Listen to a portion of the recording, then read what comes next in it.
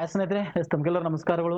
Swami Vivekananda study ಸೆಂಟರ್ಗೆ ಆತ್ಮೀಯವಾಗಿ welcome ಮಾಡುತ್ತಾ, ಆತ್ಮೀಯರೇ, ತಮಗೆಲ್ಲ ಒಂದು ವಿಶೇಷವಾಗಿರ್ತಕ್ಕಂಥ ಅನಿಸಿಕೆಗಳಾಗಿರ್ಬೋದು ಅಥವಾ ವಿಚಾರಗಳನ್ನ ನಿಮ್ಮ ಜೊತೆ ಹಂಚಿಕೊಳ್ಳಿಕ್ಕೆ ಇಷ್ಟಪಡ್ತಾ ಇದ್ದೇನೆ.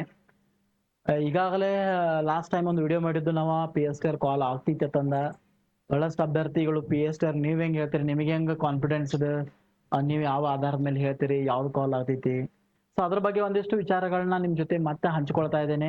ಸೊ ಇಲ್ಲಿ ನಿಮ್ದು ಯಾವುದೇ ರೀತಿ ಟೈಮ್ ವೇಸ್ಟ್ ಮಾಡೋದಾಗ್ಲಿ ಅಥವಾ ಅನಾವಶ್ಯಕವಾಗಿ ಯಾವುದೇ ಮಾಹಿತಿಯನ್ನ ನಮ್ಮ ಯೂಟ್ಯೂಬ್ ಚಾನಲ್ದಲ್ಲಿ ಇನ್ನುವರೆಗೆ ನಾವು ಕೊಟ್ಟೇ ಇಲ್ಲ. ನಿಮ್ಗೆ ಗೊತ್ತೇ ಇರತಕ್ಕಂಥ ವಿಷಯ ಇದೆ ಅದು. ಇನ್ನುವರೆಗೆ ನಾವು ಯಾವುದೇ ರೀತಿ ಅನಾವಶ್ಯಕವಾಗಿ ನಿಮ್ಮ ಟೈಮ್ ಅನ್ನ ವೇಸ್ಟ್ ಮಾಡ್ತಕ್ಕಂಥ ವಿಡಿಯೋಗಳನ್ನ ನಾವು ಎಲ್ಲೂ ಸಹಿತ ಅಪ್ಲೋಡ್ ಮಾಡೋದೇ ಇಲ್ಲ, ಮತ್ತೆ ಇನ್ನುವರೆಗೂ ಮಾಡಿಲ್ಲೂ ಸಹಿತ, ಹೌದಾ? ಸೊ ಆದ್ರೆ ಇಲ್ಲಿ ನೀವು ಗಮನಿಸಬೇಕು, ಈಗಾಗಲೇ ನಿನ್ನೆ ದಿವಸ ನಾವು ನೋಡ್ತಾ ಇದ್ದಾವೆ, ಸುಪ್ರೀಂ ಕೋರ್ಟಿನಿಂದ ಒಂದು ಕೇಸ್ಗೆ ಸಂಬಂಧಪಟ್ಟಂತ ಮಾಹಿತಿನೂ ಸಹಿತ ಏನಾಗಿದೆ ರಿಲೀಸ್ ಆಗಿದೆ. ಸುಮಾರು ಏನೋ ಒಂದು 1500-1600 ಜನ ಅಂದ್ರೆ 1357 ಪ್ಲಸ್ 1377 ಪ್ಲಸ್ 350 ಲೇಡೀಸ್ ಟೀಚರ್ ಇದ್ದಾರೆ, ಹೌದಾ? ಸೊ ಇವ್ರು ಏನ್ ಮಾಡಿರಪ್ಪ ಅಂದ್ರೆ ಕೇಸನ್ನ ಮಾಡಿದ್ರು, ನಾವು ತಂದೆಯ ಇನ್ಕಮ್ ಅನ್ನ ಹಚ್ಚಿದ್ದೇವೆ, ಹಾಗಾಗಿ ನಮಗ್ ಕೊಡ್ರಿ ಅಂತಂದ. ಅದಕ್ಕೆ ಅಪೋಸ್ ಮಾಡಿ ಕೆಲವೊಂದು ಕ್ಯಾಂಡಿಡೇಟ್ಗಳು ತಂದೆ ಇನ್ಕಮ್ ಸಾಧ್ಯ ಬರೋದಿಲ್ಲ, ಅಲ್ಲಿ ಗಂಡನ ಇನ್ಕಮ್ ಬಹಳಷ್ಟು ವ್ಯಾಲಿಡ್ ಆಗ್ತೈತಿ, ಈ ರೀತಿ ಕೇಸ್ ಏನಾಗಿದೆ ಅಂದ್ರ ಅಪ್ಲೈ ಆಗಿತ್ತು ಅನ್ನೋದನ್ನ ನೋಡ್ತಿದ್ದು. ಆ ಸಂದರ್ಭದಾಗ ಏನ 15,000 ಶಿಕ್ಷಕರ ನೇಮಕಾತಿ ಏನಿತ್ತಲ್ರಿ, ಅದರಲ್ಲಿ ಈ 1377 ಜನ ಬೇಗನೆ ಸಿಂಧುತ್ವವನ್ನು ಕೊಡಲಾಗಿರು.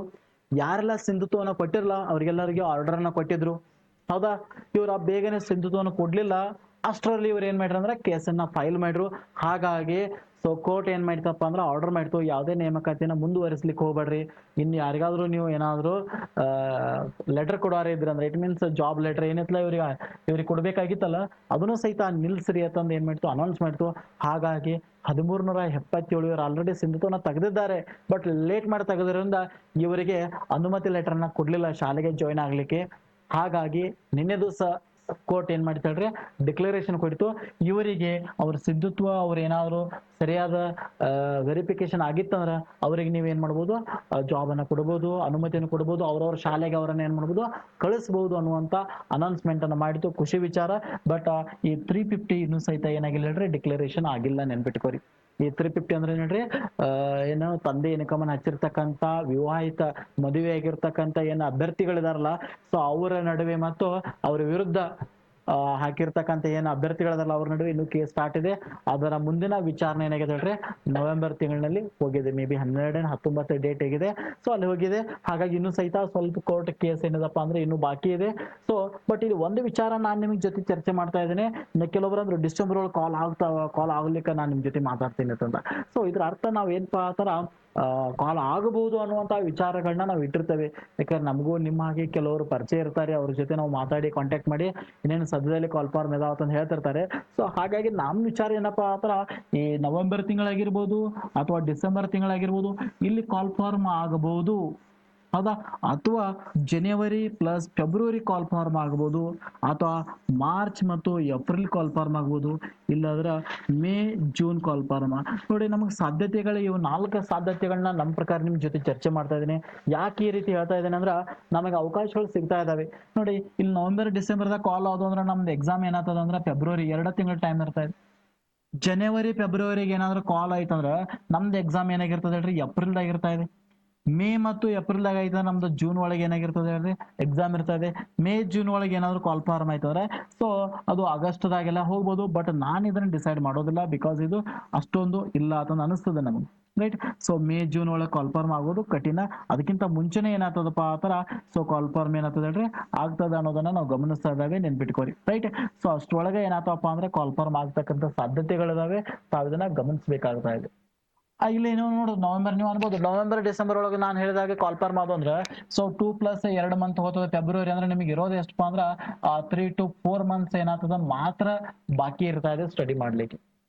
ಜನವರಿ ಫೆಬ್ರವರಿ ಒಳಗೆ ಏನಾದ್ರು ಕಾಲ್ ಆದವು ಅಂದ್ರ ಸೊ ನೋಡಿ, November December January February March April ಏನಾಗ್ತದೆ ಎಕ್ಸಾಮ್ ಬರುವಂತ ಸಾಧ್ಯತೆ ಇರ್ತದೆ ನಿಮಗೆ. ಸುಮಾರು ನೋಡ್ರಿ, November December January February March April 6 ತಿಂಗಳು ನಿಮ್ಗೆ ಏನಾಗ್ತದೆ ಹೇಳ್ರಿ, 6 ಮಂತ್ಸ್ ನಿಮಗೆ ಏನಾಗ್ತದೆ ಸ್ಟಡಿ ಮಾಡ್ಲಿಕ್ಕೆ ಅವಕಾಶ ಸಿಗ್ತಾ ಇದೆ. ಅದಕ್ಕೆ ಮೇ ಅಥವಾ ಮೇ ಅಥವಾ ಜೂನ್ ಏನಿದಲ್ಲ, ಮಾರ್ಚ್ ಅಥವಾ ಏಪ್ರಿಲ್ ಇದಲ್ಲ, ಸೊ ಇದು ಏನಾದ್ರು ಆಯ್ತಾರೆ ಸುಮಾರು ನಿಮಗೆ 8 ತಿಂಗಳು ಏನಾಗ್ತದೆ ಅಂದ್ರೆ ಸ್ಟಡಿ ಮಾಡ್ಲಿಕ್ಕೆ ಟೈಮ್ ಸಿಗ್ತಾ ಇದೆ. ನೋಡಿ ಇದರ ಆಧಾರ ಏನಪ್ಪಾ ಆತರ ಕಾಲ್ಫಾರ್ಮ್ ಯಾವಾಗ ಬೇಕಾದಾಗ ಆಗ್ಬೋದು. ಅದು ಯಾವ ಆಧಾರದ ಮೇಲೆ ಅನ್ನಕ್ಕಿಂತವಿ ನಾವು ಈಗ ಯಾಕೆ ಈ ರೀತಿ ಹೇಳ್ತಿರ್ತಾವಪ್ಪ ಆ ತರ ಒಂದ್ ಸ್ವಲ್ಪ ನೀವು ರೆಡಿ ಆಗ್ರಿ. ಒಮ್ಮಿಂದೊಮ್ಮೆಲೆ ಸಡನ್ಲಿ ಕಾಲ್ ಆಯ್ತಂದ್ರೆ ಕಳೆದ ಬಾರಿ ನಾವು ನೋಡಿದ್ದು ಕಾಲ್ ಮಾಡ್ತಾನೆ ಅಂದ್ರೆ ಮತ್ತೆ ಒಮ್ಮೆಲೆ ಸಡನ್ಲಿ ಮಾರ್ಚ್ ಫೆಬ್ರವರಿ ನೋಡಿ 2022 ಫೆಬ್ರವರಿ ಕಾಲ್ ಫಾರ್ಮ್ ಆಗಿ ಮಾರ್ಚ್ದಾಗ ಕಾಲ್ ಫಾರ್ಮ್ ಆಯ್ತು, ಮೇದಾಗ ಎಕ್ಸಾಮ್ ಬಿಟ್ರು, ಮಾರ್ಚ್ ಏಪ್ರಿಲ್ ಮೇ 45-60 ದಿವಸ ಒಳಗೆ ನಾವು ಎಕ್ಸಾಮ್ ಬರ್ದು. ಪರಿಸ್ಥಿತಿ ಹೆಂಗ್ ಬರ್ತದೆ ಹೇಳಿಕ್ ಬರೋದಿಲ್ಲ, ಅವುಗಳನ್ನ ಎದುರಿಸಬೇಕಾಗಿರ್ತಾ ಇದೆ. ಹಾಗಾಗಿ ನಿಮಗೆ ಟೈಮ್ಗಳ ಅವಶ್ಯಕತೆ ಇದೆ. ಬಹಳಷ್ಟು ಅಭ್ಯರ್ಥಿಗಳು ನಮ್ಗೆ ಹೇಳ್ತಾರೆ ಯಾವಾಗ ಕಾಲ್ಫಾರ್ಮ್, ಇಲ್ಲಿ ಕಾಲ್ಫಾರ್ಮ್ ಆಗೋದು ಇಂಪಾರ್ಟೆಂಟ್ ಅಲ್ಲ, ನಾವು ಸ್ಟಡಿ ಮಾಡೋದು ಬಹಳ ಇಂಪಾರ್ಟೆಂಟ್ ಇದೆ. ಹಾಗಾಗಿ ನಿಮ್ಮನ್ನ ಪ್ರೇರಣೆ ಮಾಡುವಂತ ಉದ್ದೇಶ ಇಟ್ಕೊಂಡ, ನಿಮ್ಮನ್ನ ಸ್ಟಡಿಗೆ ತರುವಂತ ಉದ್ದೇಶ ಇಟ್ಕೊಂಡ ನಿಮಗೆ ಏನ್ ಮಾಡ್ತದಪ್ಪ ಆ ತರ ನಾವು ಇನ್ಫಾರ್ಮೇಶನ್ ಅನ್ನ ಕೊಡ್ತಾ ಇದ್ದಾವೆ, ತಾವು ಇದನ್ನ ಗಮನಿಸಬೇಕು. ಸೊ ಹಾಗಾದ್ರೆ ಇದರಲ್ಲಿ ಯಾವ ಕಾಲ್ಫಾರ್ಮ್ ಆಗಬಹುದು, ನಾನು ಈಗಾಗಲೇ ಚರ್ಚೆ ಮಾಡಿದ ಹಾಗೆ ಸೊ PSTR ಸಹಿತ ಕಾಲ್ ಆಗುವಂತ ಸಾಧ್ಯತೆಗಳಿದಾವೆ, GPSTR ಸಹಿತ ಏನಂದ್ರೆ ಕಾಲ್ ಆಗ್ತಕ್ಕಂತ ಸಾಧ್ಯತೆಗಳಿದಾವೆ. ಎರಡೂ ಆಗ್ತಾ ಇದಾವೆ, HK ದಲ್ಲಿನೂ ಆಗ್ತಾ ಇದಾವೆ, ನಾನ್ HK ದಲ್ಲಿನೂ ಆಗ್ತಾ ಇದಾವೆ. ನೆನ್ಪಿಟ್ಕೋರಿ, HK ವಿತ್ ನಾನ್ HK ಎರಡೂ ಕಡೆ ಕಾಲ್ ಫಾರ್ಮ್ ಆಗ್ತಾ ಇದಾವೆ. ಸುಮಾರು 15,000 ಶಿಕ್ಷಕರ ನೇಮಕಾತಿ ಮತ್ತೊಮ್ಮೆ ಆಗುವಂತ ಸಾಧ್ಯತೆ ಇದೆ. ಕಲ್ಯಾಣ ಕರ್ನಾಟಕದಲ್ಲಿ ಸಪರೇಟ್ ಆಗಿ ಮಾಡಿ ಉಳಿದ ಭಾಗದಲ್ಲಿ ಮತ್ತೊಮ್ಮೆ ಮಾಡಬಹುದು, ಅಥವಾ ಒಟ್ಟಿಗೆನೆ ಏನ್ ಮಾಡ್ಬೋದು ಹೇಳ್ರಿ, ಒಮ್ಮೆ ಕಾಲ್ ಫಾರ್ಮ್ ಮಾಡಬಹುದು. ಒಟ್ಟಿಗೆ ಮಾಡ್ರೆ ಬೆಟರ್. ಯಾಕ ಕಲ್ಯಾಣ ಕರ್ನಾಟಕದವ್ರು ಅವ್ರು ಅಲ್ಲಿ ಬರೀತಾರೆ, ನಾವು ನಮ್ಮಲ್ಲಿ ಬರೀತಾ ಇದ್ದೇವೆ. ಒಂದ್ ವೇಳೆ ಎರಡು ಕಡೆ ಸಪರೇಟ್ ಆಗಿ ಕರೆದ್ರಂದ್ರ ಹೈದರಾಬಾದ್ ಕರ್ನಾಟಕದವ್ರು ಅಲ್ಲೂ ಬರಿಬಹುದು ಮತ್ತೆ ಇಲ್ಲೂ ಬರಿಬಹುದು ಅವರು, ರೈಟ್. ನಾವು ಅಲ್ಲಿ ಬರಿಬಹುದು, ಬಟ್ ನಮಗೆ 20% ಅವಕಾಶ ಇದೆ, ಅವರಿಗೆ 100% ಅವಕಾಶನ ಇಲ್ಲಿ ಕೊಡುವಂತ ವ್ಯವಸ್ಥೆ ನಮ್ಮಲ್ಲಿ ಐತ್ ಅನ್ನೋದನ್ನ ನಾವು ನೋಡ್ತಾರೋ. ಅದು ಏನೇ ಆಗಲಿ, ಬಟ್ ಏನಿದೆ ಹೇಳ್ರಿ, ಕಾಲ್ಫಾರ್ಮ್ ಆಗೋದು ಅಂತೂ ಖಂಡಿತ ಇದೆ. ಅದು 2 ತಿಂಗಳೇ ಆಗ್ಬೋದು, 4 ತಿಂಗಳೇ ಆಗ್ಬೋದು, 6 ತಿಂಗಳೇ ಆಗ್ಬೋದು, ಒಟ್ಟು ಆಗೋದು ಕರೆಕ್ಟ್ ಇದೆ ಮತ್ತು ಅದು ಪಕ್ಕಾನೇ ಇದೆ. ಬಟ್ ನೀವೇನ್ ಮಾಡ್ರಿ ಅಂದ್ರ ನಿಮ್ಮ ಸ್ಟಡಿನ ಬಿಡ್ಲಿಕ್ಕೆ ಹೋಗ್ಬೇಡಿ. ನಾ ಬಂದು ಮಾಡ್ತಾ ಇರ್ತ ಉದ್ದೇಶ ಅದೇ ವಿಡಿಯೋ ಇವತ್ತು. ಸೊ ಕಾಲ್ಫಾರ್ಮ್ ಯಾವಾಗ ಆಗ್ತಾವ ಅನ್ನೋದಕ್ಕಿಂತ ನಾವು ಸ್ಟಡಿ ಮಾಡಿದಾವ ಎಷ್ಟು, ನಂದು ಉದ್ದೇಶ ಏನಪ್ಪಾ ಆತರ ಕಾಲ್ಫಾರ್ಮ್ ಆಯ್ತು ಅಂದ್ರೆ ನೀವೇನಾಗಿರ್ಬೇಕು, ರಿವಿಷನ್ ಮೋಡ್ದಲ್ಲಿ ಇರ್ಬೇಕಲ್ಲಿ. ಕಾಲ್ಫಾರ್ಮ್ ಆಯ್ತಂದ್ರೆ ನೀವು ರಿವಿಷನ್ ಸ್ಟಾರ್ಟ್ ಮಾಡಬೇಕು. ಕಾಲ್ಫಾರ್ಮ್ ಆಗೈತೆ ಅಂದ್ರೆ ಸ್ಟಡಿ ಮಾಡೋದಲ್ಲ, ಕಾಲ್ಫಾರ್ಮ್ ಆಗಿತ್ತು ಅಂದ್ರೆ ನಿಮ್ದು ರಿವಿಷನ್ ಸ್ಟಾರ್ಟ್ ಆಗಬೇಕು. ಯಾವಾಗ ನೀವು ರಿವಿಷನ್ ಸ್ಟಾರ್ಟ್ ಮಾಡ್ತಿರಲ್ಲ ಅವಾಗ ಕಾನ್ಫಿಡೆನ್ಸ್ ಲೆವೆಲ್ ಹೈ ಇರ್ತದೆ, ಡೆಫಿನೆಟ್ಲಿ ನೀವೇನಾಗ್ತೀರ ಹೇಳ್ರಿ ಎಲಿಜಿಬಲ್ ಆಗ್ತಕ್ಕಂಥ ಸಾಧ್ಯತೆ ತುಂಬಾನೇ ಇರ್ತಾ ಇದೆ. ಹಾಗಾಗಿ ಉದ್ದೇಶ ಇಷ್ಟೇ ಸ್ನೇಹಿತರೆ, ನೀವು ನಿಮ್ಮತನವನ್ನ ಬಿಟ್ಕೊಡ್ಲಿಕ್ಕೆ ಹೋಗ್ಬೇಡ್ರಿ. ಯಾಕೆಂದ್ರೆ ಬರ್ತಕ್ಕಂಥ ದಿನಗಳಲ್ಲಿ ಏನಾಗಿದಪ್ಪ ಆ ತರ ಬಹಳಷ್ಟು ಫೈಟ್ ಇದೆ. ನೀವು ಯಾಕೆ ಇವಾಗಿನಿಂದನೇ ಓದಬೇಕು, ಯಾಕೆ ಇವಾಗ ನಾವು ಏನ್ ಮಾಡ್ಬೇಕಪ್ಪ ಅಂದ್ರ ಓದ್ಬೇಕು. ಒಂದ್ ಸ್ವಲ್ಪ ಈ ಒಂದು ಮಾತನ್ನ ತಾವು ಮನಸ್ಸಿಗೆ ಹಚ್ಕೊಂಡ ಏನಾದ್ರು ವಿಚಾರ ಮಾಡಿದ್ದೆ ಆದ್ರೆ ಖಂಡಿತ ನಿಮಗೆ ಗೊತ್ತಾಗುತ್ತೆ. ಏನು ಗೊತ್ತಾಗುತ್ತೆಪ್ಪ ಅಂತಂದ್ರ, ಸೊ ನೋಡಿ, ಅತಿ ಹೆಚ್ಚು ಏನದಪ್ಪ ಆ ತರ ಫೈಟ್ ಇದೆ, ನೆನ್ಪಿಟ್ಕೊರಿ. ಸ್ಪರ್ಧೆ ಅತಿ ಹೆಚ್ಚು ಏನಿದೆ ಹೇಳ್ರಿ, ಸ್ಪರ್ಧೆ ನಮ್ಮಲ್ಲಿ ಕಂಡು ಬರ್ತಾ ಇದೆ. ಅತಿ ಹೆಚ್ಚು ಸ್ಪರ್ಧೆಯಲ್ಲಿ ನಾವು ವಿನ್ ಆಗ್ಬೇಕಾಗಿದೆ, ನೆನ್ಪಿಟ್ಕೋರಿ, ರೈಟ್.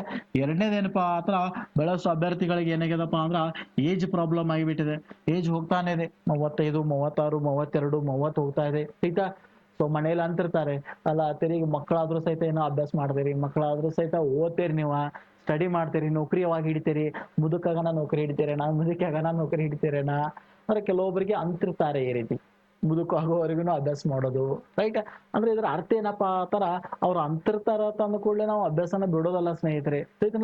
ಅವ್ರಿಗೆ ಏನ್ ಮಾಡ್ಬೇಕಪ್ಪ ಅಂದ್ರ ನಾವು ಮಾಡಿ ತೋರಿಸಬೇಕು, ಸಾಧನೆಯನ್ನ ಮಾಡಿ ತೋರಿಸಬೇಕು.